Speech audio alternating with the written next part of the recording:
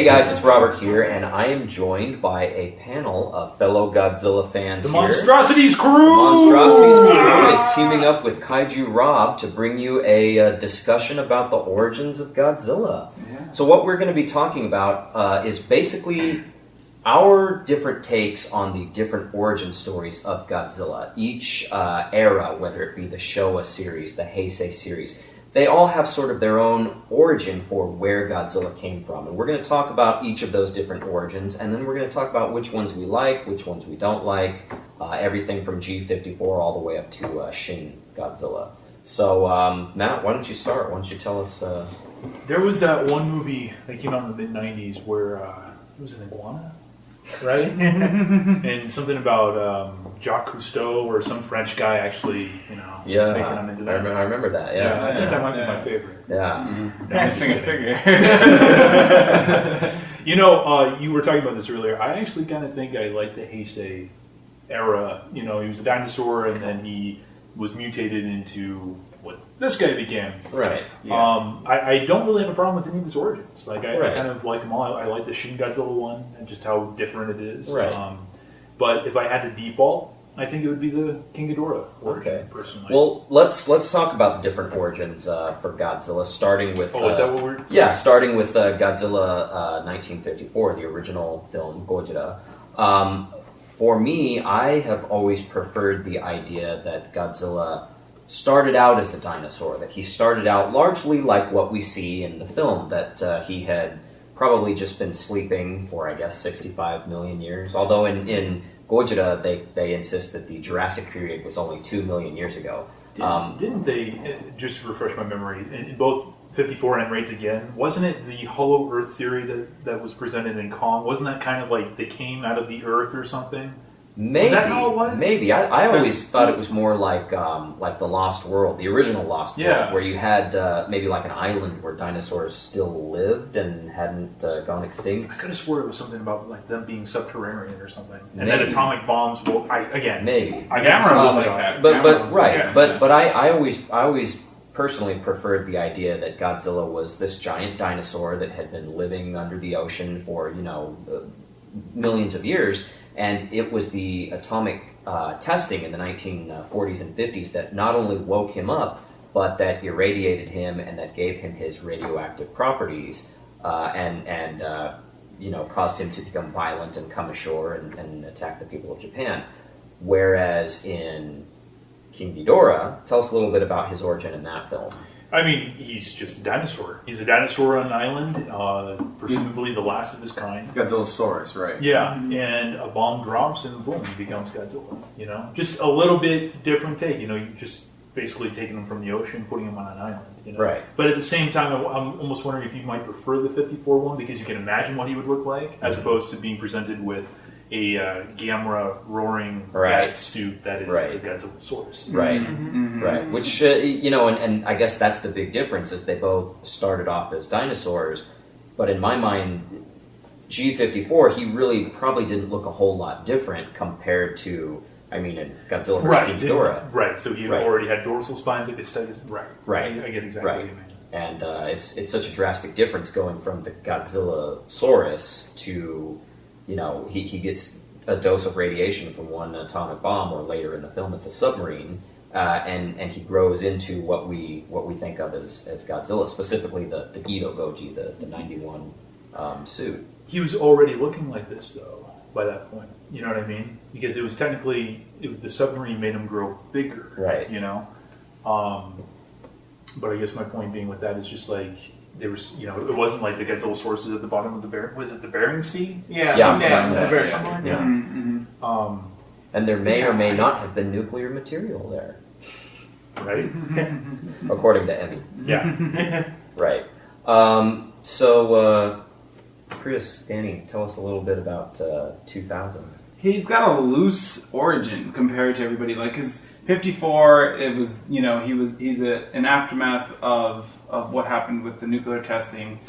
Shin Godzilla is the same way. He's instead of a dinosaur, he was actually a fish. And then 91 came from. Oh, we'll get there. Yeah, we'll get there. And then 91 came from a dinosaur that they put back in time during the. I guess that's what they said. They put him back in time. Yeah. They transported went him back from in the time. island. They teleported to the Bering Sea. Right. Then they went forward in time. Yeah, and then that's how he came about. But 2000, I felt like, because in Megaguirus, they kind of hint that he was, I guess, the original in a sense, because they had a flashback sequence. Yeah. Right. But those two aren't necessarily connected. Yeah. So wasn't all the Millennium movies a direct sequel from 54? Each Millennium. Well, I feel like 2000 was just there. It didn't. If anything, it may have had some continuity from Destroya. No. Where did you get that? the ending. You think about the ending? Yeah, there was a theory early on when Godzilla 2000 first came out, and some fans had speculated initially that maybe he's Godzilla Jr. all grown up, and they couldn't explain why he looked so drastically different. But no, it was pretty much confirmed by Toho that the G2000 was a standalone film, and he could be the original G54, or he could be a similar creature. But you're right, there was never really a direct link to that film. Whereas Megaguirus, they outright imply that Godzilla in that story at least was the original Godzilla. He was never killed by the oxygen destroyer. He just sort of swam off, and then he had come back again, throughout the decades. Now I can never get a straight answer for this. Was just to clarify.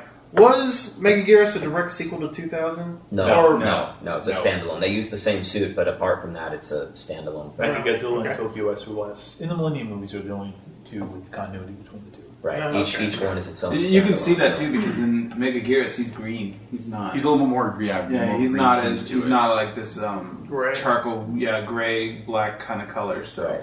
And I liked how each of the Millennium films were a standalone. They sort of ignored everything that came before, and they just sort of served as their own individual stories. I thought that was a cool take on it, but at the same time, they are each acknowledging, well, I guess with the exception of Megaguirus, they're each acknowledging that Godzilla was killed by the oxygen destroyer. Even in GMK, they say, the original Godzilla was killed with an unknown weapon, and unfortunately we can't recreate it. But they were intended to be a direct sequel to that film. I saw G20 or G2K in theaters as a kid. So that was pretty cool. I remember because we saw Pokemon when I was younger, and they showed the trailer for Godzilla 2000. And I didn't even know anything. I was young then, and I didn't know anything about there being a new movie. And as soon as the trailer came out, I was just like, I had the biggest. I was excited. I was really excited. You were ready to crumble. I was ready to crumble. The tagline. I still love that trailer with Rob Zombie. Yeah. So you can't take the heat. Yeah. It was it was cool, and I like the design because the design, it's in the games too, and so it's a cool design. It was very modern. Oh yeah, I remember at the time seeing that first poster, and I still have that poster. Seeing that design and thinking, man, it's so drastically different, but I embraced it right away. In the year 2000, I remember thinking, this is what Godzilla should look like. This is the most modern, updated take that we're ever going to get, and I liked it a lot. But I guess that's sort of the idea, is that this Godzilla doesn't really have an origin, whereas Shin Godzilla has quite a unique origin. Max, you want to talk about that? So, you were saying it was a fish, and a lot of people still think that. A lot of people will still think of fish or like an amalgam of bacteria or something like that or microscopic organisms under the ocean. But in the Shin Godzilla art book, there was an article that definitively proves and explains Shin Godzilla's origin, and it's an article written in English, and it's written well. It's written like how a scientific paper would be, or at least somewhat close to a scientific paper. You would think a scientific paper would actually be without it being in English. Exactly. And it essentially explains that Godzilla was a dinosaur, prehistoric reptile that had escaped the Cretaceous period extinction. Extinction event. I believe that was the Permian extinction, if I remember. I can't remember the exact specific scientific term for it, but yeah, he escaped that extinction period and adapted to survive completely underwater. Somehow had evolved to just stay underwater all the time. He became an aquatic reptile. And from then he just lived out his life until in the 50s America started dumping nuclear waste into the ocean. And so Godzilla then adapted to the nuclear waste and started feeding off of it, in turn becoming the living tumor that he is in Shin Godzilla. And it's very interesting. It's similar. It takes a lot of parts from other origins, but does its own thing and runs with its own idea of how Godzilla should work. And I in particular kind of like how their idea of Godzilla is that it's a creature that can adapt to any scenario. Like if it's underwater, has like big gills and big eyes and stuff like that. But if it's on land, its feet get bulkier and it gets tougher skin to survive the outside, you know? Right, very highly adaptable. Does it run counter to what the movie says? Because the movie, they state that it's mixotrophs? Is that what they're called? Because again, I like that idea. I like the idea of a dinosaur a little bit better. But does that run counter with what's presented thematically as opposed to a prop that we don't even get to see essentially? Mm-hmm. Does that make sense? Yeah. Yes, and I kind of feel that way. I feel like because it made sense for me to realize that it was like what I thought was the fish origin, because it made sense with the 3/11 incident. It made sense with the fallout with how they were fish found with the bleeding gills and stuff. So it made sense to me, and then so I guess if that's the true origin, I guess that makes sense. But then. See, I had always looked at him as more or less an amalgam of different things. Yeah. So maybe there was some dinosaur DNA in there. Maybe there was some amphibian DNA or some fish DNA. That he was an amalgam of different things, and that's why he looks so different. And we've talked about this before, but I mean, if you look at his tail, for example, he's got each section of the tail. One part has almost like a fishbone texture. He's also got, it almost looks like whale vertebrae sticking out of one part of his tail. Maybe he's upright and walking because when he was crushing, people and trampling through the canals on his way to Tokyo, he had absorbed some human DNA as well. So he's kind of just an amalgam of all sorts of different things that make this unholy abomination. Were you around on the internet when the rumors were flying that the things crawling out of his tail were due to him absorbing humans or something? That was one of the early theories that I heard. Yeah. And I mean, really, that hasn't been debunked, has it? That's still... I don't think so. But at the same time, we don't really see him absorbing anything. Yeah. But again, the amalgam idea definitely. I see it. Yeah, I can sit on both with that one. Yeah. And it gives him a unique quality because, again, Godzilla was always meant to be an abomination, and in 1954 this was about the scariest thing that they could come up with, and here we are we're now in 2017, but in 2016 I really like the idea that we're trying to make Godzilla scary again. I like the idea that he's grotesque. I've said this before, but one of the things that I like about this particular design, the Shin Gojira design, is that it's almost a non-design. It looks less like something that, an artist or in pre-production sketched out on paper and said, this is what we want him to look like. He genuinely looks like the ocean threw up. Like just some disgusting, abhorrent thing came out of the ocean that doesn't know what it is, that doesn't know that he's destructive. He just is, and he comes ashore, and what you see is what you get. And I like that a lot. And I feel like this design, it works. In that way. So, we've talked about the different origins of Godzilla. Which one do you guys prefer? Which is your go-to? Me personally, I do love the Ghidorah origin, but I mean, this one always will be probably the most concrete origin for Godzilla. But again, Ghidorah is my favorite origin. Guido Goji. Okay. If I want to be different, 2000. But if I want to be honest, I'm probably saying I would say Shin Godzilla. because I love the original. I love the Gido Goji. I still think that's one of my favorite suit designs as well. But I felt.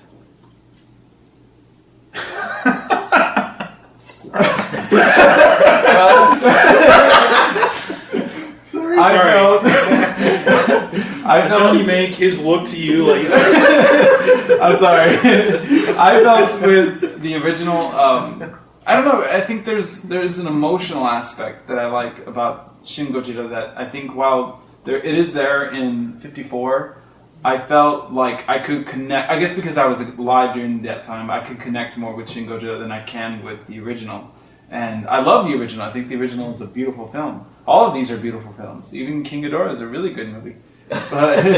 Well, for me, I don't know. I guess it's just because the Gido Goji and the Godzillasaurus look so drastically different, and I believe it is Miki who says, "Oh, look, you can see the it's in the eyes and it's in the face. You can see that because they're not even sure at that point, is this the dinosaur that becomes Godzilla?"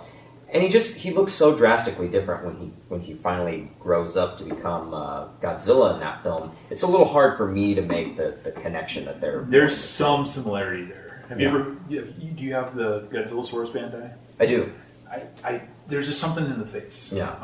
It's not drastic though. Right. At least in my opinion. Right. No, I agree. Yeah. It would have been cool if maybe instead of the Gamera roar, maybe if he had something similar to Godzilla's roar that sounded like. Even if they just use a 54 roar. I never thought of that. That is Gamera's roar. It is. Yeah. I think Daiei was bankrupt at that time, so they're just like, hey, stop him while you're down. We'll stick it to him.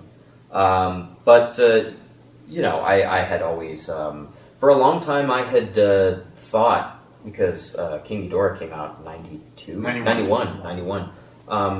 For a long time, I had thought, oh, they're finally showing us, Godzilla's origin, and this is how he was always meant to, come about. He was a dinosaur that got radiated, but I don't believe in 54 that he grew to enormous size as a result. And I could be wrong. I don't believe that he grew to enormous size as a result of that, but it was more that he was burned, that he was scarred, and that he was given these radioactive properties as opposed to growing from a normal maybe T-Rex sized dinosaur to the behemoth that he is in the film. Mm-hmm. I think that 54 will always be my favorite origin, just because again it's how it all began. But really, I like all of them. I really like Shin Gojira's origin. I really like I like the Gido Goji suit a lot. I mean, he really became the Heisei Godzilla that we all know and love. I mean, the Bio Goji, and that's one of my favorite suits actually. The Bio Goji is one of my favorites. He was great as an intermediary between G84 and G91, but really I feel like G91 was the one that became the definitive look of Godzilla. You don't have much variation from this. From that onward, right? Little details here and there, but really overall the same. And I mean, let's be perfectly honest, whenever anybody thinks Godzilla now, it's usually the Heisei design. Right. It is. A lot of people say it's the epitome of the design. Right. Where In Japan, that seems to be the consensus too. Everywhere you go, if you see official licensed Godzilla merchandise, for the most part, if it's not the Heisei Godzilla, it's heavily Heisei influenced. T-shirts, hats, coffee mugs, the giant head on the Shinjuku Gracery Shinjuku Hotel. The Godzilla on the pedestal, the Godzilla in front of Toho Studios. Yeah. It's all the Heisei design. All the Heisei design, right? So. For me, I noticed the small differences between the 91 throughout 95. They're there, and I still think this one is my favorite, like out of all the Heisei, because especially the way he's got this. How would you say it? It's like this giant, like mountaintop. Like this mountaintop kind of head. Like it's very pointed. I don't know how to say it. It's like it's a very pointed head. He's got a tip. To me that's like, I don't know, just made it. He looks aggressive. He looks very much aggressive. Like it's just like he looks like a tyrant. Like that's what I like about it. What? Unleash the beast. I'm sorry, my boss. That's it. What? little M11. Yeah, a little M11. Sorry, going from Brock Love you, Scott. to Yeah. Right. So but I like that suit. I think 91 is my favorite suit out of the Heisei, next to 84 and 89 and Meltdown. So, but out of all of these, I mean, they're all great. Out of all of these, I think I still love the original. I still think the originals I'll watch more than any other film still. So. Mm-hmm. And all right, I guess now for my opinion, my favorite origin. It's a tough one.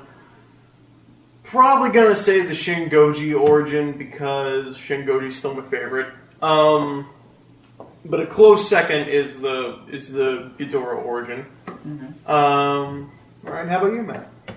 I really don't see much variation on the theme outside of Shin. Because G14, Godzilla 98, all this, something small became irradiated, whatever. G54 and the 91, I don't really see a substantial difference. I can understand that there's enough minute details in there to be like, whatever. But again, I'll stick with what I said at the very beginning, where it's like, this is what I will accept as being the origin, I really appreciate the Shin Godzilla one because the fact that it's actually different, again, that's a much different variation on the theme than any of the other ones. Mm-hmm. But yeah, so I mean, that's what I'll stick with. I like the Heisei version. There is one that we're sort of forgetting at G2014. How does everybody feel? Just a giant monster, apparently, that who's irradiated. Right, who's always been, and an ancient alpha predator. Right, if anything, he almost doesn't have an origin. If anything, it's he's similar it's like to the 54 origin. Yeah, where minus getting hit by the nuke at the It's nuke not test, necessarily because like in the video in the movie they kind of show him already rising. developed as they blow the nuke on him. So I mean, one thing I thought that was missing from that was the nuclear message of Godzilla being basically just a metaphor for the atomic bomb. He's like a walking... There was no metaphor. I mean, you can bring up Hiroshima and all you want when Serizawa brought up the plot, but you're right. There was no subtext. Right. I love the idea, and they touch upon this in Shin as well, that Godzilla is radioactive. I mean, wherever he goes, he is leaving radioactive material behind. Those cities that he's attacked, they are now irradiated, and they will be uninhabitable for some time. I believe in Shin Godzilla they do say, within a few months... his half-life was a couple of months, so in 2 years, give or take, everything should be fine. Right, but regardless, some of those troops that are right there at ground zero, especially after he destroys the tank battalion and he walks right past them, those guys are irradiated, and that's one thing that I think was missing from G2014 is he didn't really leave like atomic radiation in his wake. It's a storytelling challenge, you know what I mean? If you have a monster that literally wherever he goes is going to kill off all your main characters, because even in the Showa series, there's very few outside of the original, I feel, that actually acknowledge his radiation. I think they did something in Godzilla vs. Mothra, they found a piece of his skin. Right. But after that, I can't think of a single movie where it's he's I think 84 they touched on that. Yeah, the giant sea louse. Yeah. I think with 2014, my problem with it, probably thinking about it now, would be there was no world building. It was just kind of like he's in it and there's no backstory to. I mean, because they hint that he's a force of nature. He's like the guardian of the earth, and I felt like it kind of makes you wonder. It's like he should have probably came out before that happened. I felt like there was other things that he could have felt that threatened the earth. Right, and that's probably one of my biggest issues with that story is timing. Why now? Why does he just so happen to show up now? And I guess you could argue it's the Muto that he sensed them, and they. Well, technically, he was already active in the 50s. You know what I mean? And then he's never just showing up somewhere randomly, and it's just, I guess that's the weird part for me. It's just he doesn't come up, and he earlier, and there's no building, there's no this is a world of monsters or anything like that. At least in all these other movies, the 50s trope of you drop a bomb on something and it grows tremendous size. At least with that, you have a reason as to why it is. You have a reason as to why it has atomic breath. And this isn't G14 bashing, but again, I didn't think about this until you mentioned it, I think, that there is no explanation for anything. I mean, if he is an ancient creature, and that's all he was, so he was an ancient creature that could spit atomic fire. Mm-hmm. I mean, you know what I mean? And I guess that could have just been something that. Well, didn't the Jack specific figure have like the origin for the 54? Like, yeah, but I mean, it was something like millions of years ago, like when the Earth was irradiated, but it doesn't really state much about. And then this happened, and he became. Maybe they go into it more. Hopefully, we probably got to read the prequel comic book. Yeah, that nobody actually read because we just don't know what we're talking about. We're not true fans. I hope that if they go off on the sequel, that they talk about it more, like because it would be interesting to see how does Ghidorah fit into this, how does Mothra and Rodan fit into this, who else comes into the world that we don't know about. I just hope they get away from this whole thing of like, oh yeah, they were around, they lived under the earth, Hollow Earth 3. It just seems like they could feel like you can modernize that idea. I mean, it's something, again, it's 60 years old at this point. You can modernize that idea and do something different. It doesn't have to be drastically different, but it could be different. Just ancient life forms. That's how King Kong was. They didn't live around. So, as an origin story, it feels almost kind of like G2K. There's not really an origin. I was going to say story. that. Yeah, it's just he's always been, you just have to accept him. Right? Yeah. So, I mean, that might be a cool thing for a lot of other people. Just for me personally, I felt like there could have been a bigger world building. Because there could have been all kinds of things. There's the politics involved in Godzilla and all that stuff. So, I felt like that would have been cool. I mean, even G14, G20... 2000. 2000. Kind of, there was a little somewhat of a politics in there. The scientists wanted to study it, and I love the military wanted to blow it up. And so, it was just like, it was great. So I felt like that's the only thing about 2014 that could have been a wee bit better for me. Just build up a little world and then go from there. One of the things that I love so much about Godzilla is that he has existed for so long now, for so many people, that he has developed his own mythology. I mean, this is a mythology, really. Yeah. And when you don't have you've got this rich, interesting universe now to draw from. You've got all these other monsters and their individual backstories.